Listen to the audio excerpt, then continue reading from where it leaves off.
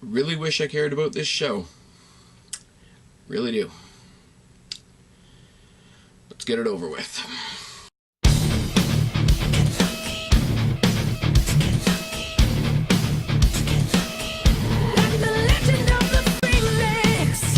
What's going on, everybody? It's your buddy, it's your pal, Spaz Phoenix, the YWC Reality Check, and this is what I hope to be a very short review of a very shitty go-home show to what I presume will be a very shitty pay-per-view this Sunday. So that's uplifting, isn't it? Let's get the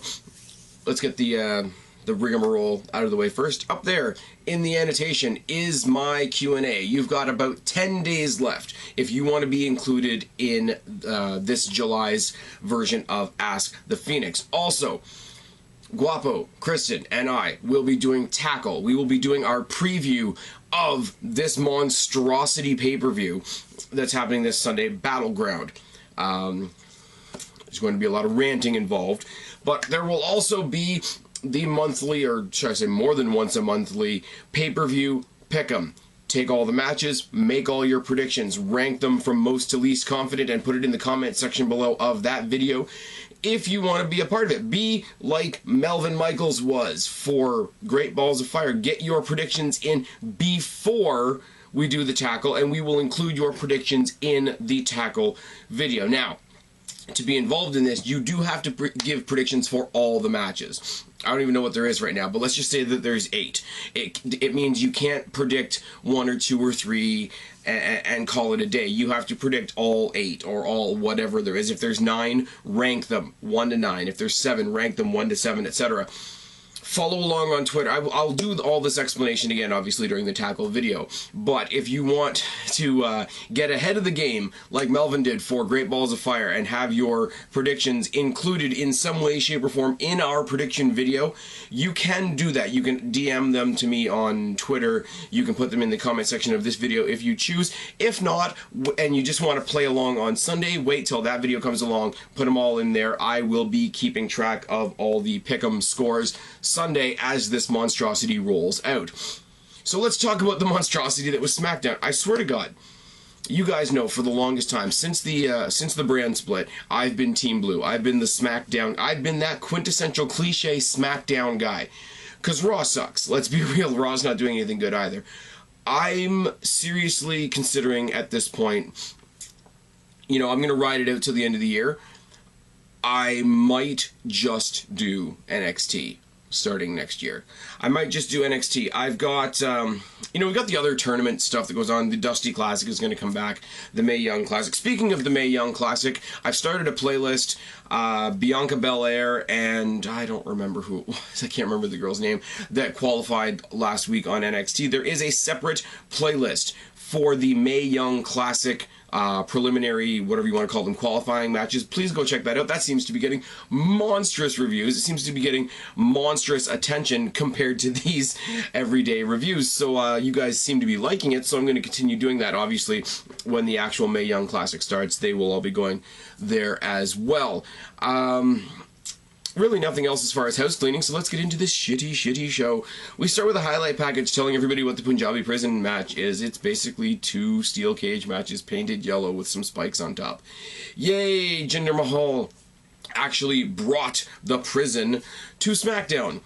Now let me tell you about the Punjabi prison and why it's a stupid match. First of all, the inner cage has the 4 drawbridge type doors there that basically look like doggy doors, which is stupid. But they're made out of bamboo, supposedly, so why do you need a referee? Somebody could just walk by and lift the door themselves. Second of all, we're supposed to believe the top of the second cage is sharpened, and it's just not. And most of it's not bamboo. It's just not. It's 2 cages, and they look cheap as shit. Watching it on TV, you can't see anything that's happening. And the 2 previous Punjabi prison matches were so shit, you would imagine they would never ever come back. Also, it is a person-specific gimmick. This is like Undertaker and the casket match, or Kane and the Inferno match. Other than Kane, there's not really anybody else other than the Undertaker that's had a casket match that's made any sense. You will only see the Punjabi prison match when WWE decides to be super lazy like they are right now and do a race-related gimmick or a America-related gimmick. And let me just stop once again. I know, I don't give a shit about this show, so I'm going to get some rambling out. I hope you guys don't mind. SmackDown writers have become lazy as fuck. I said it on Twitter. You got Rusev versus Cena, which we're going to talk about later, because America. You got Jinder Mahal and Orton in the Punjabi prison match, because America. And you've got AJ Styles versus Kevin Owens, who's Canadian, because America. That's the only one I'll accept, because it's for the American Championship. I know John Cena's a G.I. Joe. I know Jinder Mahal has to be a bad guy because he's Punjabi. But this is the shorter show. This is the 2-hour show, and you're running 3 identical gimmicks back to back to back. Fuck off. Jinder Mahal gets into the cage. JBL says that it dwarfs the Hell in the Cell. That doesn't make it relevant or good. Just putting that. He cuts his typical cut and paste from week to week to week to week anti-United States champion, or anti-USA promo. I'm better, I'm Punjabi, da-da-da-da. He makes his underlings explain the match, because they're sitting there in the cage. They're tiny dudes to begin with, and they're in this giant cage that you can't really see through. So you're basically listening to Punjabi radio at this particular point in time. And to underscore that point, he then says, I'm going to address my people in my native tongue of Punjabi, and it is what it is. The gimmick is stale as shit. Orton, not to be outdone, cuts a cut and paste promo himself. He says you're either brave or stupid to choose a match like this, where the only help you've had so far will be on the outside of the cage. The Singh brothers are the only reason you're the champion. Typical babyface thing to say. And then he climbs the cage while he's talking to Jinder. And he gets to the top of the cage where the spikes are, basically leaning on one of them casually like it's a fucking recliner, and says, this will be my view when I leave your jacked up ass for dead on Sunday. This could have been any two people talking to any two people about anything. This was a waste of time. This took up the first fucking 15 minutes of the show, at least. And it accomplished nothing. It accomplished WWE saying, look at us, we have a cage made out of trees. I would do the Kevin Dunn impression, but that's not my gimmick. That's JD from New York's gimmick. But it would fit here. I'm just saying. Jimmy Uso versus Kofi Kingston, because rotate a New Day member, rotate an Uso, and here we go. Collar and elbow tie, mudhole stomp by Kofi. Kofi Kingston then starts laughing while he's mudhole stomping Uso. He does a one-man unicorn stampede, and I shit you not. You know how when the New Day do the unicorn stampede, you know, mudhole, mudhole, mudhole, tag in another guy, mudhole, mudhole, mudhole, tag in another guy, etc. It's a cool little thing. It's not the most serious thing in the world, but it does kind of make sense, making use of the quick tags, tag team psychology, etc. In a one-on-one match, Kofi Kingston mudhole stomps him, walks himself around the post, grinning like an idiot, mudhole stomps him again, and the commentators play it up as a one-man unicorn stampede. And it's just dumb. He then proceeds to hit a low dropkick, which was perfectly good.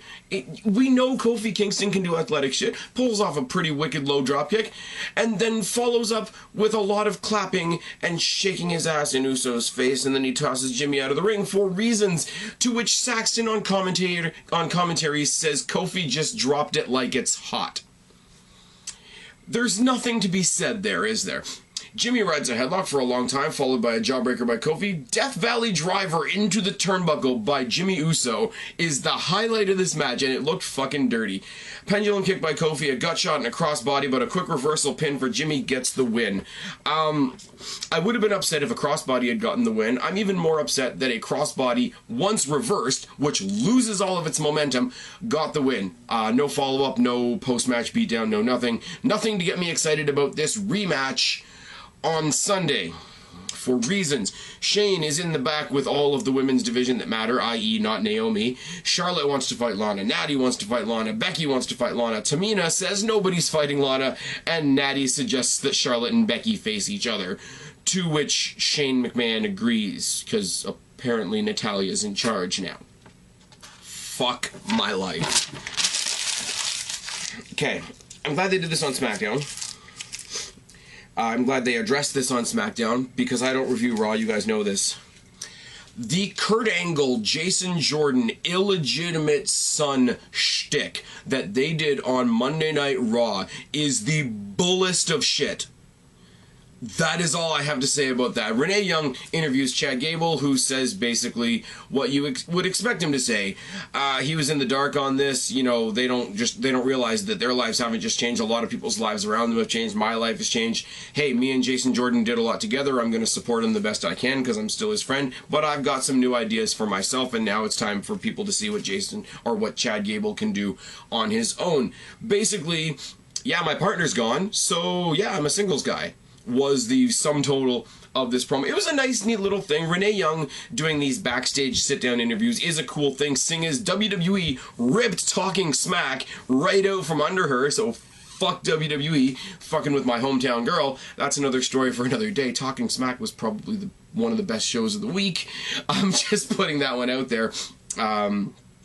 Gave a lot of people time to develop themselves personality-wise. Look at The Miz, look at Baron Corbin, look at the newly heel Usos, etc. Sorry, fuck me. I guess I'm allergic to bullshit. Mike Kanellis in his debut match against Sami Zayn.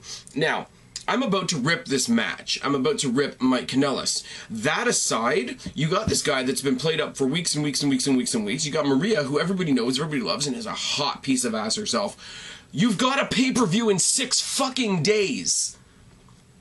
Why would you not save this match for Sunday? I'm not saying that what we saw here should have happened on a pay-per-view, but you got a debut that's been relatively well built up since the last pay-per-view. Why wouldn't you get at least Sami Zayn? Sami Zayn, when he comes down to the ring, I'm not saying Sami Zayn should be the world champion anytime soon, but you know SmackDown has the gimmick, the side graphic when they come down to the ring, lists off their accomplishments. Oh, they graduated from here, they played football here, they were this champion or that champion, or they broke this record or that record, or they wrestled here collegiately and won the USWA, whatever the case may be. Sami Zayn's only accolade in that graphic is that he's a former NXT champion. How long has he been on the main roster? Give him something. Give him... Okay, we all clamored for him to be moved to SmackDown because we thought that would be the land of milk and honey for him, and it hasn't been. If they had left him on Raw, let him take the Intercontinental Championship off The Miz. There you go. Sami Zayn should not be in a world title picture. I won't go that far, but he should be something at this point. Now, for this match, for this debut, what the fuck is Mike Kanellis' outfit? Trust me, I get the gimmick. He's the quintessential beta male. He is whipped. He is not the star of this duo. Maria Kanellis is the WWE created superstar. Mike Kanellis is the guy that made his name elsewhere. He's gonna take it up the ass from the WWE for the next little while, but he comes out in ring gear that has his wife's silhouette on one side and kiss marks all over the place and little cute little signatures and hashtags all over his jacket, looking like, and I'm gonna borrow this phrase, so sorry, looking like a fucking goon. Oh yes. Trust me, like I say, I get the gimmick. I really do. The guy has taken his wife's last name. She's running the show. She's dubbed herself the Queen of SmackDown. He's not the King of SmackDown. He's the Queen of SmackDown's husband. I get it. He's here. She's here. He's whipped. He has not a ball between his legs. I get it. But this is some fucking shit. And not to overuse a phrase, not to get repetitive from the angle shit, but this is more of the bullest of shit. Oh yes, they trade punches to start. Corner chops by Zayn, mounted 10 punch by Zayn, lariat on the outside by Zayn, kitchen sink and a forearm by Kanellis, who gets tossed out by Zayn, step up clothesline by Zayn, and a corner exploder. Everything by Sami Zayn except for the kitchen sink and the one forearm by Kanellis. So how does the match end? Maria steps between the two of them. He gets one cheap shot right hand and hits what the commentators call a Samoan driver, which is I guess what it is, and he gets the win. I guess. This should have been better and should have been saved for Sunday. If they did this on Sunday, I would have been pissed. If they did this really good on SmackDown, I would have been pissed. This is a hot pile of garbage. It really, really is. Speaking of a hot pile of garbage, out comes John Cena. And you guys know the deal. It's an Americana thing. It's a flag match. So Cena, blah, blah, blah. Flag match, blah, blah, blah. America, blah, blah, blah. The struggles of the American people, blah, blah, blah. I'm going to drop a little 9/11 reference in here just to make things a little bit more emotional. I'm going to wave the flag, and we're going to call it a day. Here's the thing. They've got the two flags up on the two posts like they will be on Sunday because it's a flag match, and that's such an exciting stipulation. But here's the thing. John Cena climbs the turnbuckle to get the flag, to bring it back down to wave it. By doing that, by bringing the flag down to wave it, he's letting the Bulgarian flag fly higher than the American flag by virtue of the fact that it's in his hand. But that's okay. He gets attacked by Rusev, put in the accolade, tries to reverse it, tries to Cena up out of the accolade, but he fails. Rusev takes his turn, grabs his flag, brings it down to wave it around, and that's the end of the segment. Cut and paste from the beginning of the night. Random American, random not American, blah, blah, blah, blah, blah. America, blah, blah, blah, blah, blah. We hate America, etc. In the back, cool little segment. Not good for a go-home show. Nakamura and Styles are getting ready for their match. AJ Styles asks him if he wants to talk about strategy. He says no. He says, you want to reminisce about what it was like in Japan, what you miss about Japan. He starts listing off some things. He says no. He turns his head to the belt, to the U.S. title belt that belongs to AJ Styles that's sitting on the chair, conveniently right between them. It's almost like they were setting up for a camera shot. He says, look, one day you're going to call out for that, and I'm going to answer. And then the scene just fades out. Now that's cool. That leads you to SummerSlam. That gives you the first little hint that we're getting Styles versus Nakamura for the United States Championship at SummerSlam.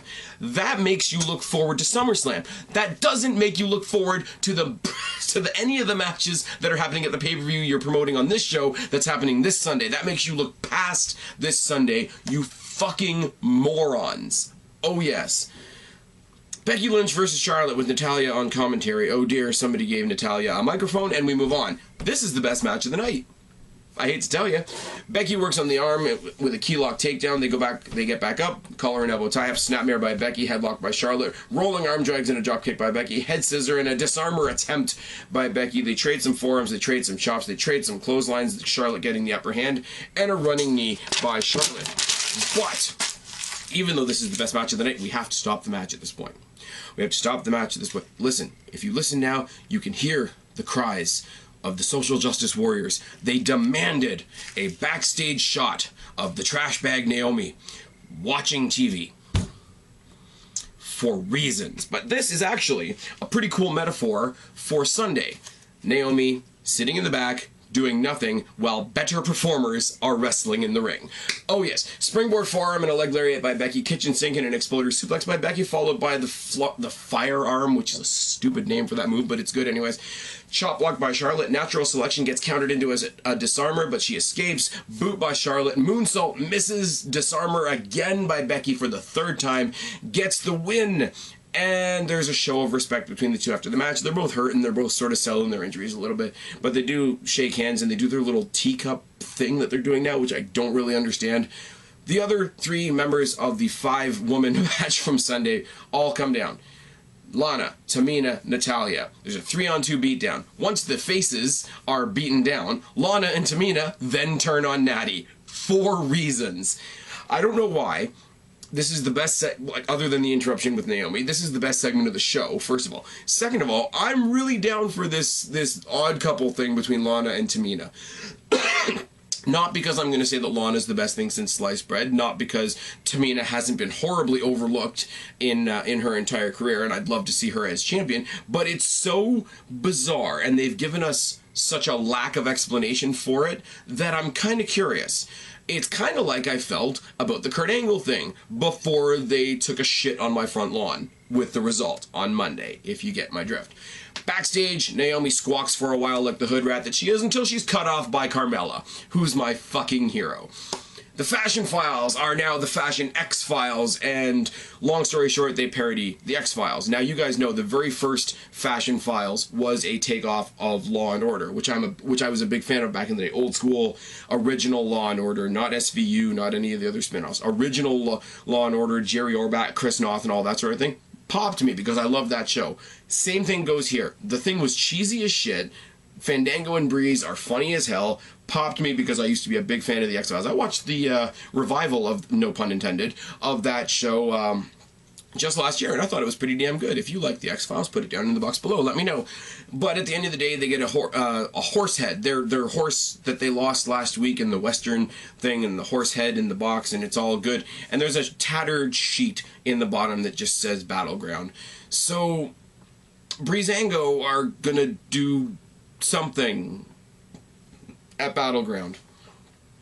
Apparently, Ty Dillinger is facing Aiden English on the pre-show again. They didn't even mention that on this show. I just happened to see that online. That's... we don't have anything for either of these guys, but people like Ty Dillinger. Let's give them something to do. AJ Styles, Shinsuke Nakamura, Baron Corbin, Kevin Owens. I have notes for this match. It doesn't matter. The heels cheat. The heels win. I don't care. The match...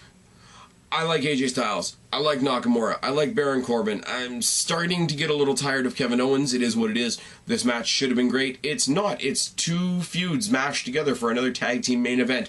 My buddy O'Kayfabe would say the ghost of Teddy Long strikes again. This show was shit, guys.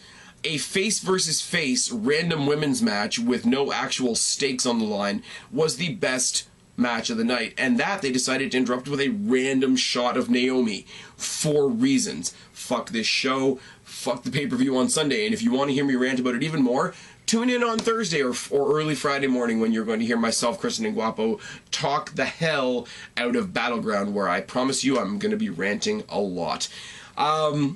Do you guys agree with me? Are you on this drizzling shit train with me, or did you actually have some fun with this tonight? Let me know down in the box below. I've been Spaz, your YWC Reality Check. Subscribe up there. Talk down there. Start a conversation. Keep all these conversations going. Don't be a stranger. I'll talk to each and every last one of you later, but for right now, I'm tagging out. Bye, guys.